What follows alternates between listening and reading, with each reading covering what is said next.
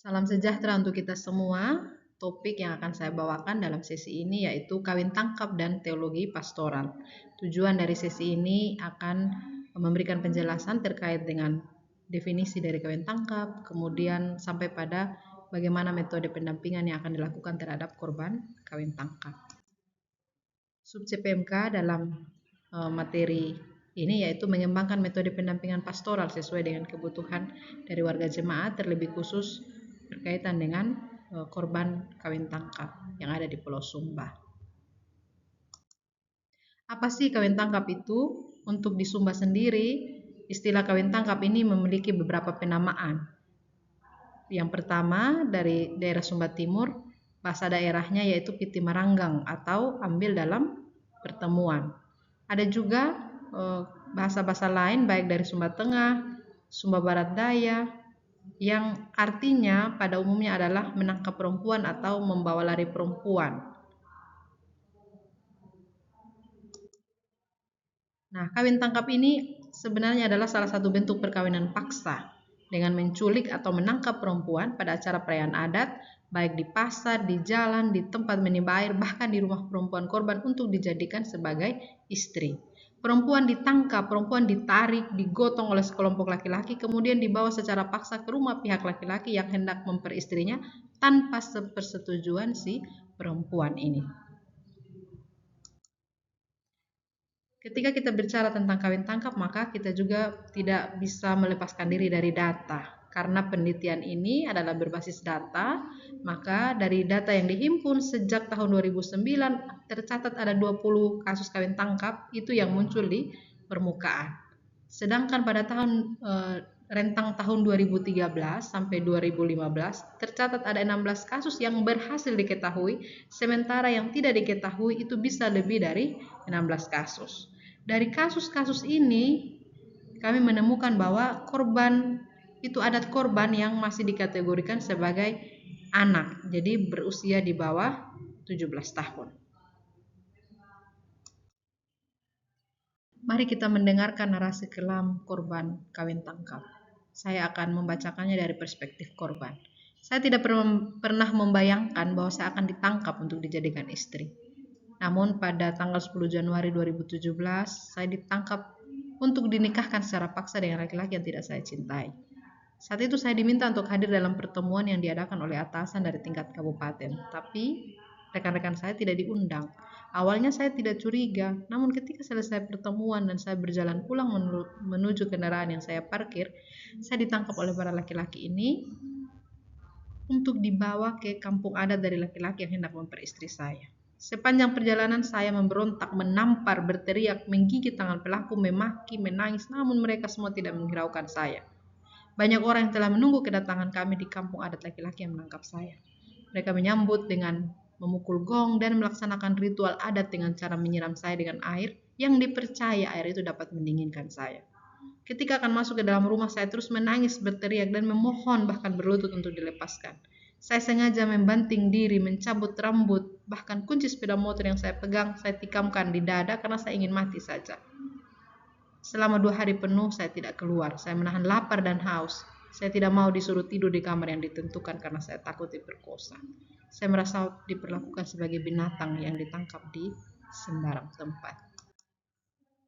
Pada hari ketiga polisi datang ke rumah pelaku karena pengaduan yang dilakukan oleh orang tua saya dibantu oleh yayasan yang ada, tetapi diminta untuk diurus secara kekeluargaan saja karena tidak ada kekerasan fisik yang dilakukan oleh pelaku dan keluarga, begitu kata mereka. Padahal saya sempat memohon dan sampai menunjukkan memar di bagian perut bekas tusukan kunci yang saya lakukan sebagai bentuk permohonan agar dilepaskan. Hari terus berlanjut dan prosesi adat tetap dilakukan, padahal saya terus memohon untuk dipulangkan. Saya tidak menyerah. Karena HP saya disita, saya menyuruh adik saya untuk membawa buku dan ballpoint agar saya tetap bisa berkomunikasi dengan orang tua saya dan membuat bukti bahwa saya benar-benar tidak mau menikah dengan pelaku. Saya terus bersuara, saya tidak mau. Selama 6 hari saya dijaga agar tidak melarikan diri. Setiap malam saya berpikir keras dengan cara bagaimana agar saya bisa kabur.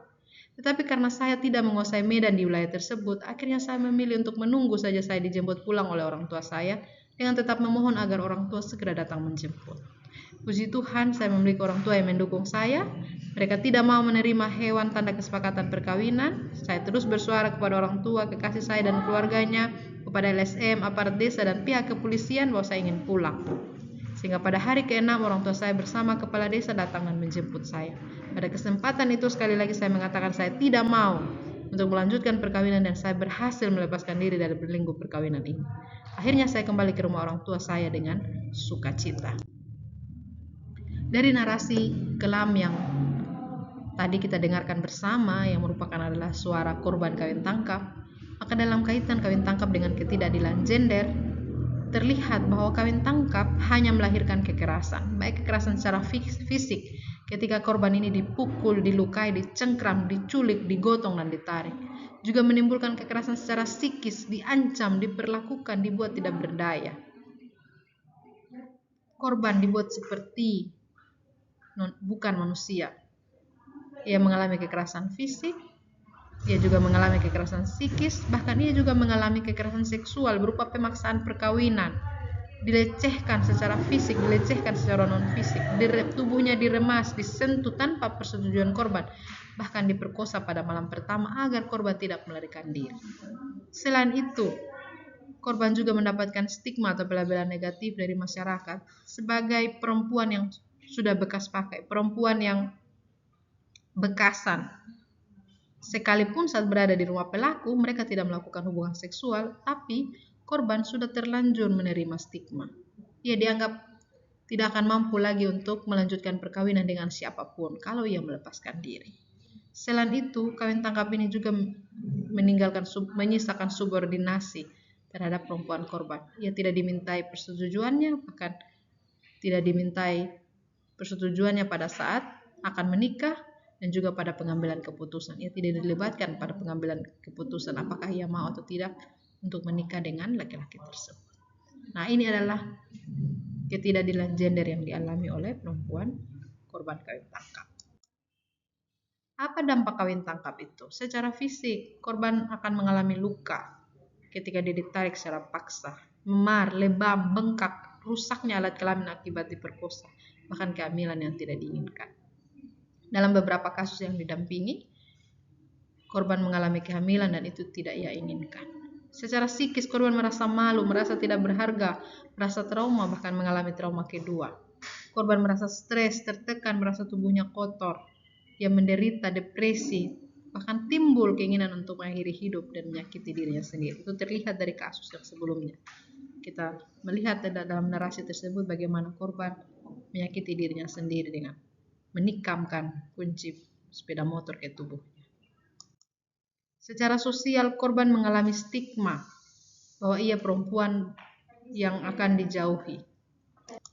Secara sosial, korban mendapatkan stigma, diskriminasi, tekanan, bahkan ia menarik diri dari lingkungan sosialnya.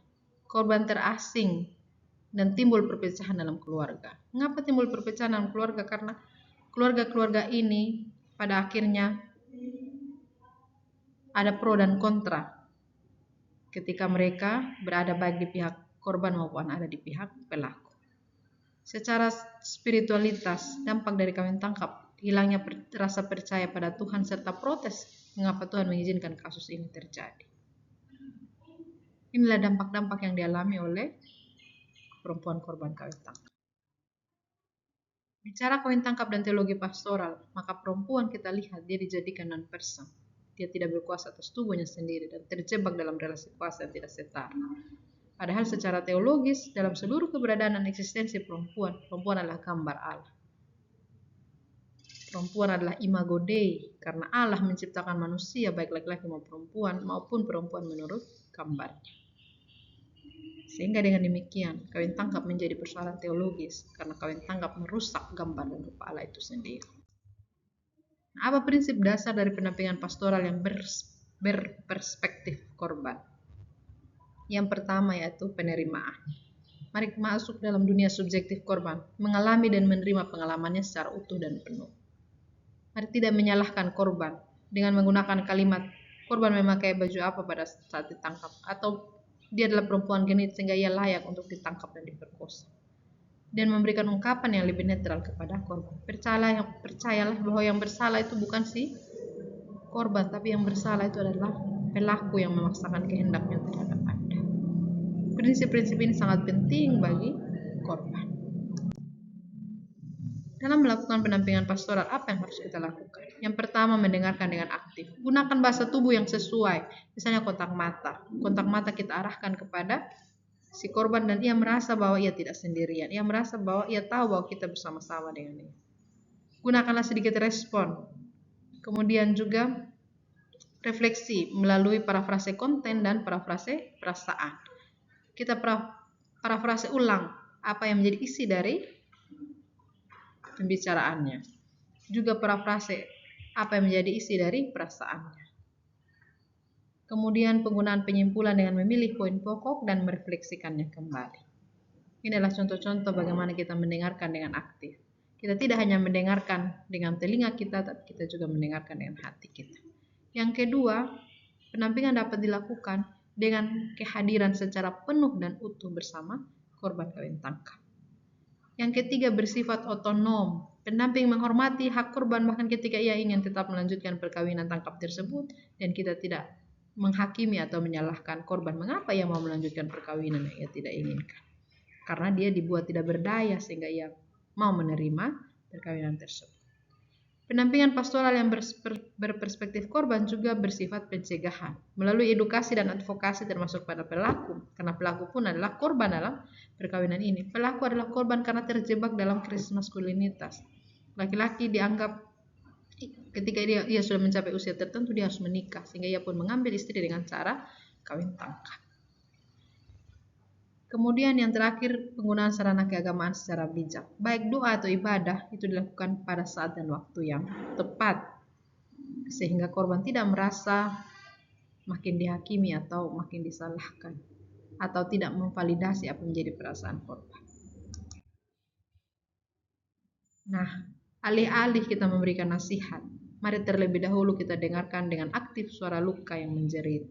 Setiap orang memiliki jalannya masing-masing untuk pulih. Sehingga sebagai teman seperjalanan, perlu sekali kita memasuki dunia subjektif konseli termasuk korban kawin tangkap tanpa menyalahkan dan menghakimi.